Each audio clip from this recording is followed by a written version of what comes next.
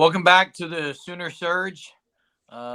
We are here late Sunday night, wrapping up OU women's softball weekend, and specifically, mainly today's game. And we'll talk a lot about the Sooner softball program and the wins that they got this weekend. But welcome back from Guatemala, Jackson. Glad to have you back safely and sound. I know you had a great week, great time there in Guatemala. But let's get to it, guys. Another dominating victory by the Sooners today, 7-1 at Hall of Fame Stadium, a place they are very comfortable with, like we've talked about in our last podcast. But Jackson, we'll go ahead and let you start it out tonight. Yeah, I mean, I don't know if y'all were able to talk about yesterday's games or not, but 30-0 run differential versus Auburn and Weber State. And Auburn is a ranked team, I believe. Or yeah, they are. 22. 22. And, I mean, you just see it's like this team is honestly improving, which is crazy to say because they've been able to show so much diversity, whether it's a small ball game, the long ball game versus Northwestern. They only won 2-1. You saw Nicole May. She had an absolute dominant performance. They've been able to win on the defensive side of the ball. There's nothing this team has shown that they can't do. And that's just another strength, which, again, that preaches to Patty Gasso and what she's built at Oklahoma. Mm-hmm. There's nothing that you can do to beat this team. Oh, yeah, especially in a 3-game series. But, yeah, you're right. They won every possible way they could win this last weekend at Hall of Fame Stadium. They showed they can win that way. And today, 3 long balls in the 7 runs they scored. Jada Coleman, Tiare Jennings, and Kenzie Hansen all went deep today. Yeah. Jada Coleman was 4 for 4 today, so it was great to see that with her stick going. Grace Lyons was 2 for 3 again today. Grace Lyons was great yesterday in the second game. She's been great since she's come back. I know there's been maybe a little bit, we won't get into it on here, about some controversy with why she sat, but that Weber State game, the first game, was over. It was 5-0 before they got the first out. Yeah. I mean, it's almost like OU struggled against Northwestern, only had, 3 hits? Mm-hmm. And then the floodgates open. Jada Coleman's really been on fire. I would say she may be the offensive MVP at Hall of Fame Stadium these last couple of games. But today you had Storako going.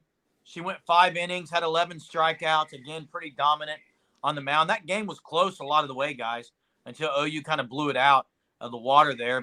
And then you had Jordy Ball come in and get 2 innings pitched and 2 or 3 strikeouts. So, Braden, what do you have to say about the Sooners today or yesterday? They looked really good. Looked really good yesterday and today. Yeah. But today's game, when Stracco let that girl hit that home run, everybody was scared. But, what do you think? You just let the Sooners get the pitches figured out, and then they'll get the bats working. As far as, and everyone being scared, probably not anyone on the red and white, crimson and cream were scared. No. I think we also have seen this a lot, though. Oklahoma, their staff is – I wouldn't say their staff, but like Jordy Ball, Nicole May, Alex Rocco, they mainly have given up runs early in games this year. It's never games because the pitching coach is Rocha, right? Isn't that her name? Rocha. Yeah. Rocha.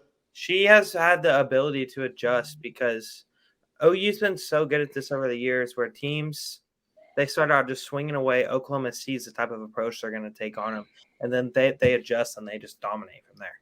And really, the runs allowed by OU this year has mainly been on the long ball, solo shot here or a 3-run bomb maybe somewhere. But really, they haven't allowed a lot of big innings with a lot of runners on, and we knew that was going to be the case because Storako has a little bit of a rise ball, Jordy Ball as well. Nicole May is the one that usually I would. If you're going to say which pitcher on OU staff is going to allow the least amount of home runs, Nicole May. It's Nicole May because of her pitching style and the pitches she throws. Now, the other girls are going to maybe get more strikeouts, but, man, May's been she had 10 Ks the other day. She's been striking girls out like crazy. She has got in some binds, which really, guys, Nicole May in her past, we talked about this early, Jackson, okay? Nicole May has struggled a couple of times in a big game, and it was when she allowed many runners on and then they would get a single or two here and there.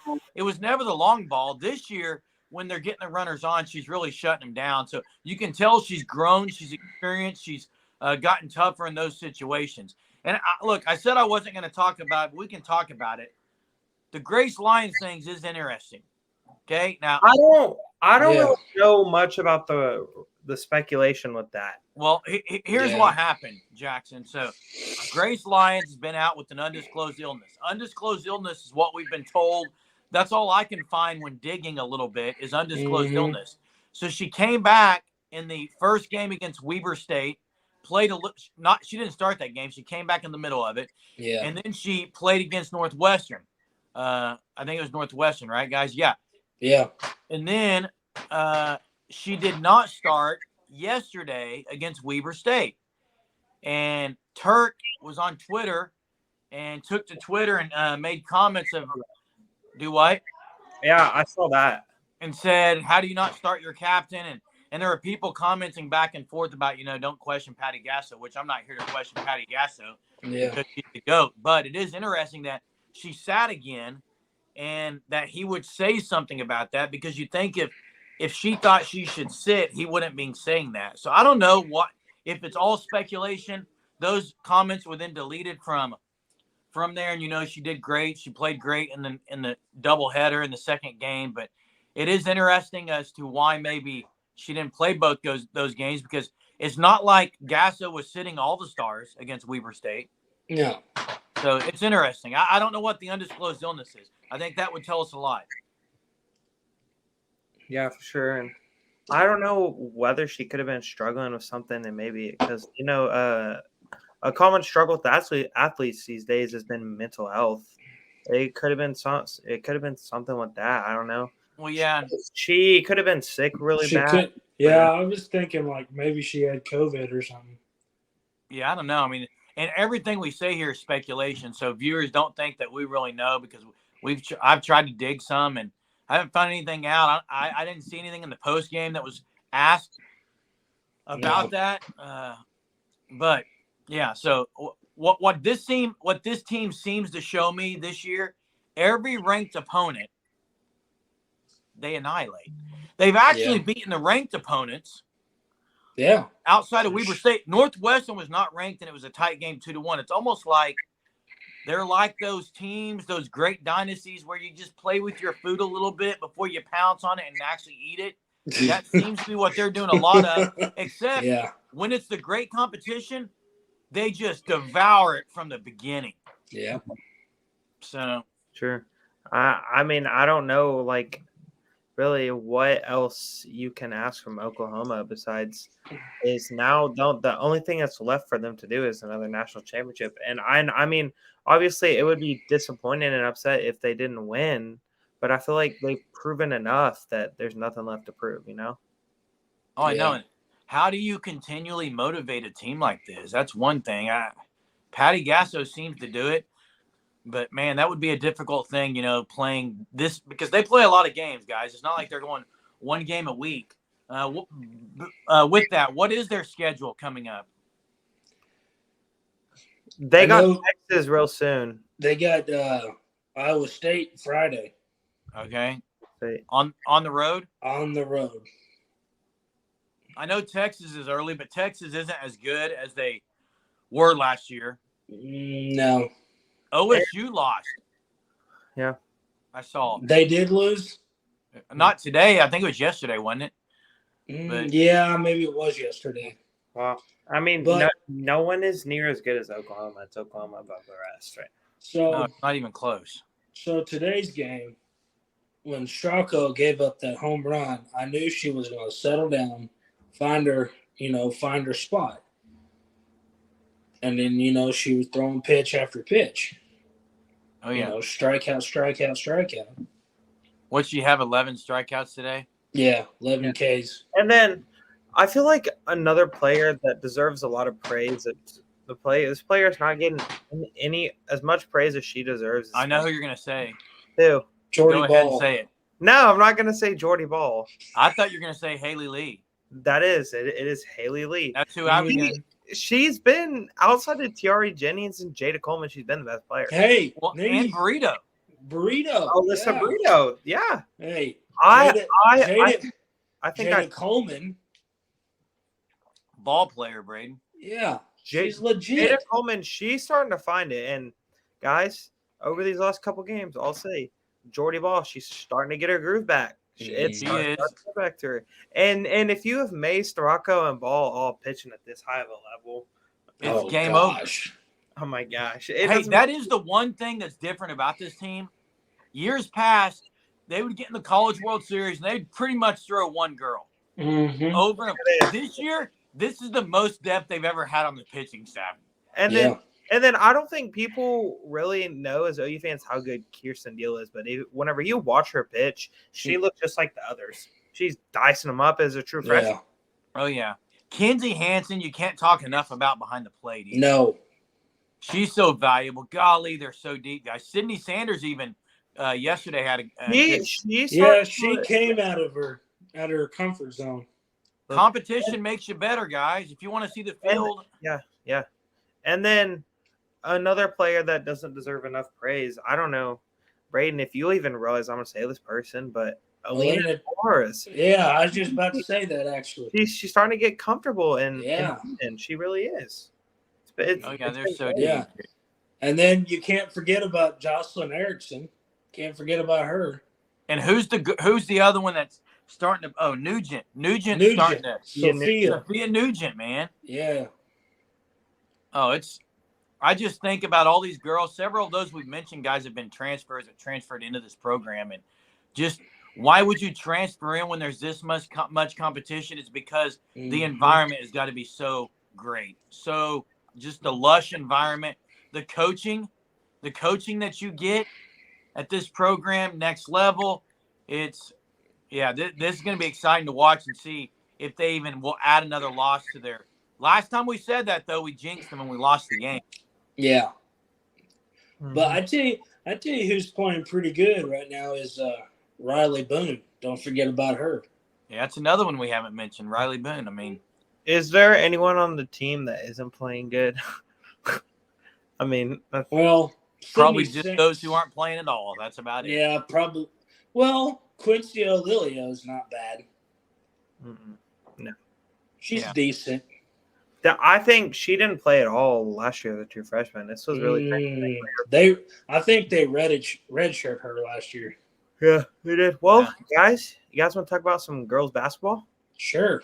Yeah, go ahead. We got the game tomorrow, guys. Tomorrow night, I think it's UCLA. 9 p.m. 9 o'clock. If they win, they get South Carolina. Yep. Oh, I know. That would be. You talked about a Baranchik, a huge moment for Baranchik's career. I don't want to look past UCLA because that's going to be a tough game. But if they were somehow to get to South Carolina and beat her. Oh, my. Ooh. They won by 20. They won by 20, but they really struggled with turnovers. I mean, Jenny was not happy with the turnovers. No, she wasn't. And then really one player that has not been playing good ever since, I think, Anna Yanusa. Is that how you say it? Anna Yanusa? She's kind of hasn't been playing good. That semifinal game, she didn't take care of the ball well. No. Yeah, I don't think Jenny's going to play. She seems – if there's one thing that ticks Baranchik off more than anything, it seems to be turnovers. Turnovers, yeah. Where are we playing at? Where's the game at? UCLA. It's at UCLA, right? So the South Carolina game would be a neutral site, correct? Yeah. Yeah, this is huge tomorrow night. Tip off at 9 o'clock our time, right? 7 o'clock UCLA time, I think. Yeah. Oh, yeah. So it's going to be interesting, man. That'd be great. This is really, I mean, I know we're talking about women's sports, but men's this is a baseball team, the women's gymnastics guys. Yeah.